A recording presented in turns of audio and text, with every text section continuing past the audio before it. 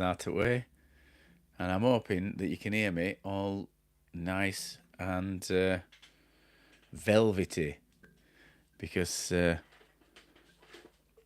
today we're gonna answer some questions from viewers that people's put in the comments, and hopefully, rather than me breaking my fingers typing, I can just answer them on here and we can create some content. So I'm not sure if anybody's going to be watching, but this will be a recorded um, and put onto YouTube, and it's going to be a podcast.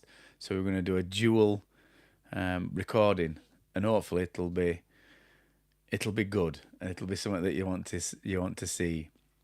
So I'm going to get straight into it, and I'm holding it here. I'm just going to hold it here, so I might be moving about a bit on YouTube's. So first question, Ricky Rodden.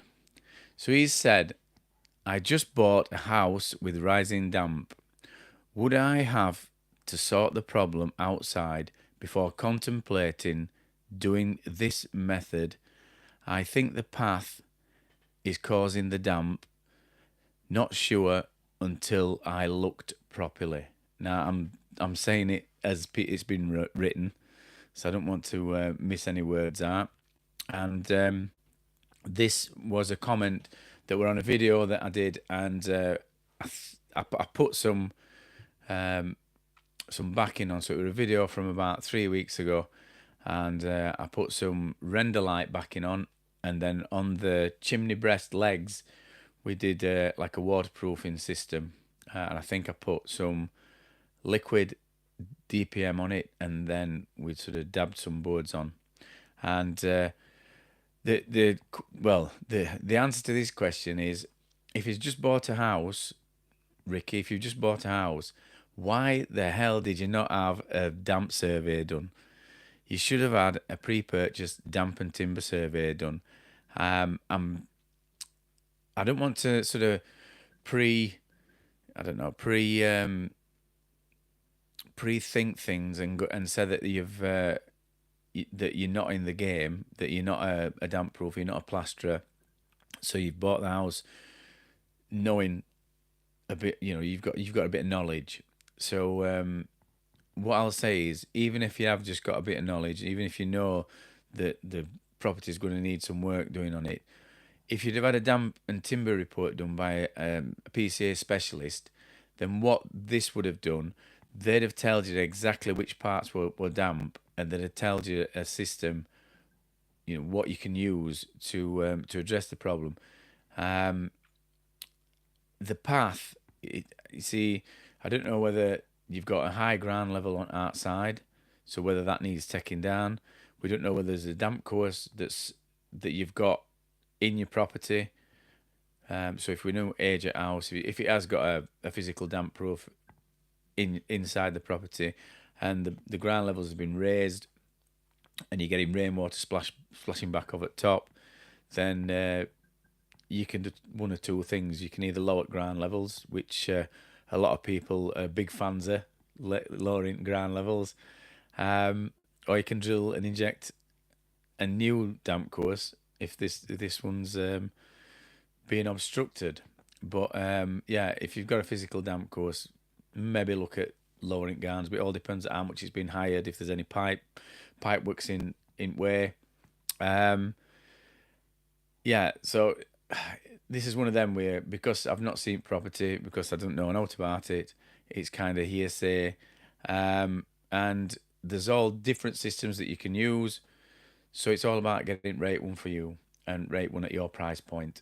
And just for everybody that's into lime plastering and slate me, because because I recommend sort of cheaper methods that are accessible for everybody. If you've got the budget and you think lime plastering is going to work, then watch some of them videos and maybe install that. But yeah, so you need to get somebody to look at it and put your system in place, unless you're going to do it yourself. And if you're going to do it yourself, make sure you do it right. So that's I think I've answered Ricky Rodden's question. Thanks for commenting. The next question is from Decorplast in London. He says, I'm using membranes for wet rooms in damp proofing over 2 years.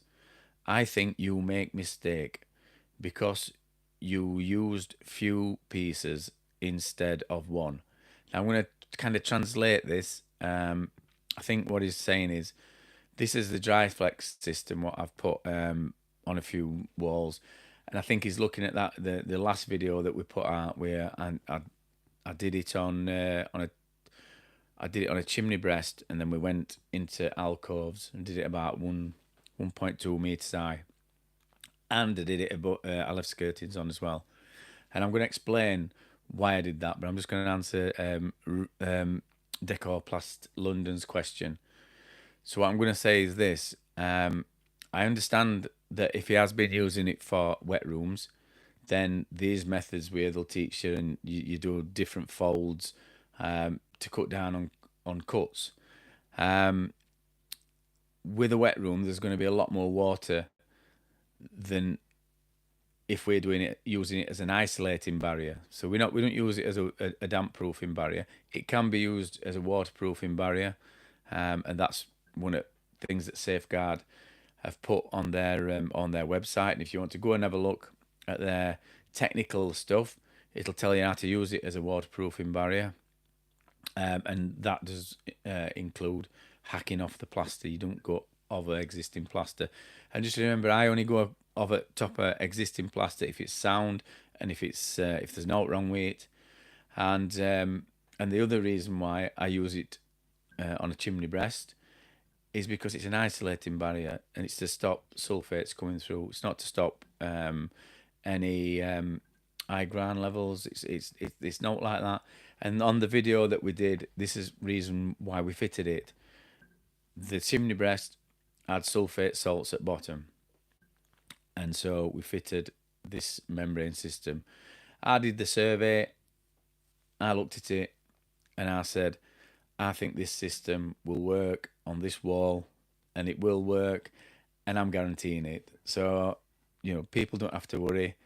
And we didn't take skirting off because we've kind of stopped any bridging.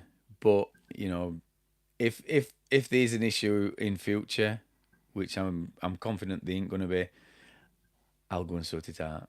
So just because certain methods say you've got to do it a certain way, if you're confident in what you're going to be doing, then there's no stopping you adapting that system, because you're going to ultimately put that guarantee in place. Now I'm not saying to people to experiment if you don't know what you're doing, but like I said, we're guaranteeing it, so there you go. That system will be on there, and that system will last full length at guarantee. Or I'll go back and I'll sort it out. So anybody that's worrying, don't worry. You know what I mean? I'm on here. I'm not hard to find. So there you go. Yeah. So, and reason we put it in pieces is it don't come in. It don't come in bigger strips. If I'd have tried to do it in one piece, it just wouldn't work. It's better to do it in manageable strips, and we overlap them. So these an overlap. We don't just butt them up to each other. These an overlap, and that stops any salts coming through. It just isolates the salts that's in the chimney breast, stops them from migrating to the surface and causing havoc by absorbing moisture. So this is the reason why we do it. It's an isolating system. So I hope I've answered that question, Decorplast in London, and good luck in the future. And I hope you damp proof loads of wet rooms. Why you damp proof a wet room, I don't know. You waterproof a wet room. So yeah, there you go. But carrying on. The next thing I want to just give a little mention to, and I've sent him a message, and not a message, but I've put on comments that I will collab. It's Dave Lawton, and he were asking about he's going to open up a channel, and he's going to do videos about old and new methods, or he wants me to talk about old and new methods with him, and I'm more than welcome to. I'd love to do something like that. So yeah, if you get in touch, I've given you my email address. Get in touch, and I'll come on. I'll come on your program, and I'll have a talk. However you want to do it. I don't know whereabouts in country you are.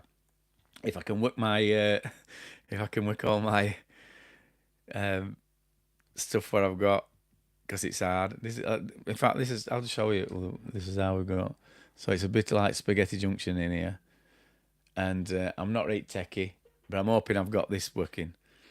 So if anybody can put in comments whether you can hear me, I'm hoping you're going to hear me, because I'm going to run through these questions and then I'm going to have a look after.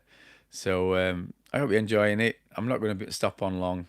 I'm just going to shoot through these because it's just a quick question and answer with me doing my camera work with my right hand, and it's sweating a bit. So here we go. Next one. It's from Mr. Connor James. How you doing, Connor? You all right, pal? Great vid, Sam. I agree with you. So that makes a change. Somebody agreeing with me on you. Well, to be fair, I do get a lot of people agreeing with me on YouTube, and a lot of love, and people enjoying what I'm putting out. Facebook's a lot. Facebook's a different animal. Yeah, it's testing on there, testing, very testing.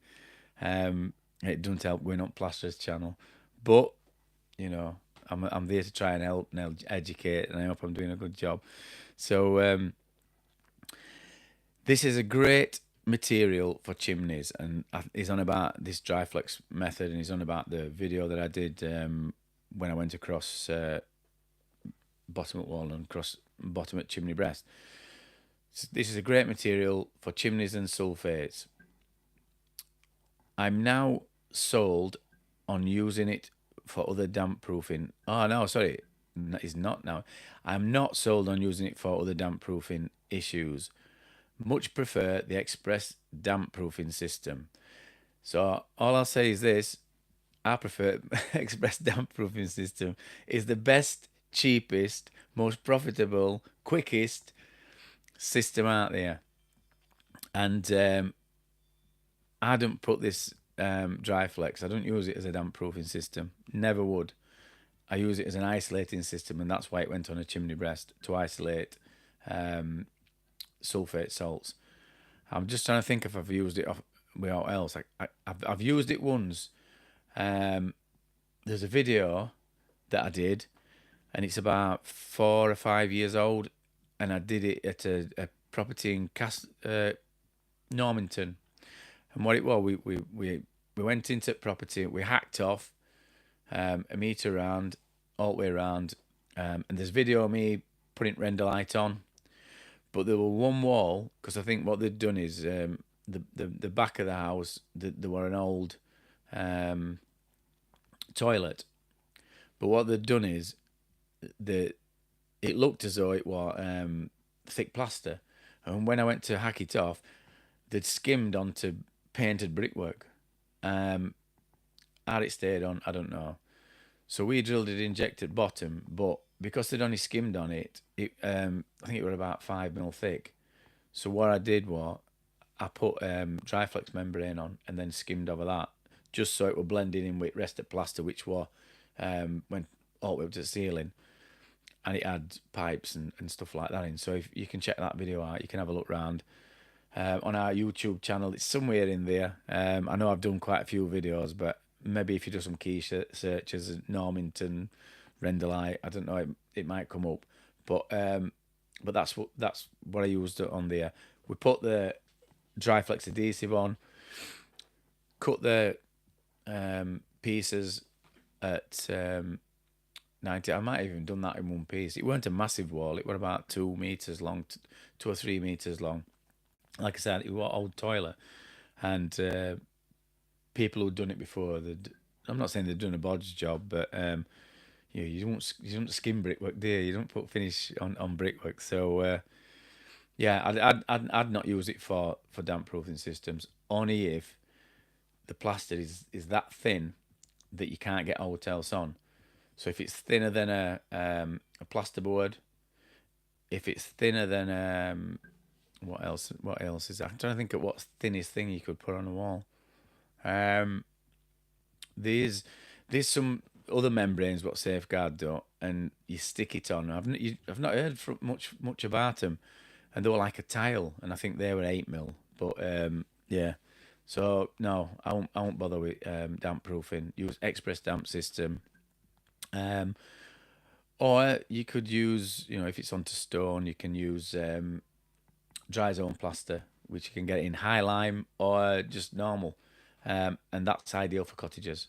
So if you want to look at that, if I were going to be doing any work on a solid farmhouse and we were racking it off up to a metre high, that's what I'd use. I won't use membranes. And this is where I kind of, agree with some of the people about lime plastering, because this is it's a very low cement. It's got a very low cement content in it, and it dries out brilliant. But it's got other stuff in which helps with salts and things like that. So that were Connor James. Thanks for your question, and enjoy the rest of the videos. Down onto the bottom one. This is Charlie Hold On to Love. That's a good name, isn't it? That sounds like a song. It sounds like Charlie singing Hold On to Love. Right, so he says, where can I get the materials from? I need them in my house. Charlie, don't we all? So I know Safeguard have put all their things on Amazon, so you can get more or less everything. I'm not sure whether you can get Dryflex membrane. I ought to have really had a quick look before I did this video, but you can get dry grip, dry zone, every single product that I use, but I've never had to look for Dryflex membrane or Dryflex adhesive on there, but I'm sure you'll be able to get it on there. If not, contact Safeguard's technical department and they'll point you in the right direction, because it will be on sale somewhere, because they want to sell as much as they can, and they want people to be able to use them, to use these products. So yeah, have a look and see if you can see it on Amazon first. And if it's not there, contact their technical department. And good luck with that. So that's Charlie, hold on to love. With his question. Thanks for your question, Charlie. And thanks for watching the channel. So that's a quick speed through of these questions. Just to let everybody know on podcast, when podcast goes out, 'cause it's just a short, quick podcast. Yesterday, well, hottest day here, and the day before that, what, second hottest day here, and it were absolutely stifling. And I'll just tell you, it were uncomfortable, 40 odd degrees. And where we were, because we're not far off Emily Moore, it was just, I think, 25.9 or something degrees, which is hottest night that we've ever had since records began round here. And we're not far off there. And I'll tell you, we felt it. And I don't like putting fans on in our house now. I've got like a low thingy fan, but I had a Dyson fan. And when we first did extension upstairs, I had it on because it were a bit cold before I had boiler done, and it were a bit cold. And one day I was sat in the house and I had it on all day, and then electric blew, and I didn't know what it was. Not blue, but switch went, flicked it back on, and Dyson went off. And Dyson were off for ages. We just left it plugged in. And then I think it was a few weeks later, I looked at plug and it was just black. So something had overheated. Now, that's put me off leaving a fan on all night. And other thing is as well, this is a thing for people to be aware of. There were an house caught fire up at near motorway, and it set fire to like 6 houses. And there'll be an investigation into what happened. But it reminds me of when I was listening to a fire report, and they said a common thing when it's hot is the when sun's shining through your window. If there's any jars or if there's stuff like that, the sun will shine through jar and it acts like a magnifying glass. And if there's any paper inside, it can set paper on fire. And the reason what reminded me of this is in our extension, our Izzy, she'd took a photo of me, little photo, with one of them instant cameras. Cost me £1. So she says, "Can I take a photo on you?" And I went, "Yeah." And she went, "That's £1." Imagine that. Going to be a right salesman, isn't she? And I'd left it on the table, just in extension. And when I came up next day, I think it was yesterday, I was looking at this picture, and it's got like a black mark on it. And I'm thinking, have I left somewhere like a cup on it with some hot tea in or something like that? And then it came to me. The sun shines straight through Veluxes, and it shines straight onto the table, and it kind of moves its way around settee. And then I was thinking about that hours, and I thought, I'm wondering if that's what's happened up there. All these fires on in fields. If somebody's left, there's a glass jar, or if there's broken glass, it can set off because sun goes through that. So if we get this weather again, just keep that in mind and make sure that you're not going to get your houses burnt down. So make sure you get all glass stuff and that out the window, and just be aware and stay safe. So I'm going to wrap this up. It's Damp Sam, just a short one, and when this goes out on podcast, it's probably not going to be topical. It's probably going to be freezing. But your lads on YouTube, I hope you've enjoyed it. And if you've got any questions, stick them in comments, and I'm going to try and start answering them on here. So if you want to know about damp proofing, waterproofing, all like that, ask Damp Sam. Because you know what? Not all damp's rising. I can get some t-shirts with that on, some merch and some cups and stuff. I've got some coming anyway, but I can't remember what I've put on it. It's that long ago since I ordered it. But I've got some coming. So when they come in, I might do a couple of competitions.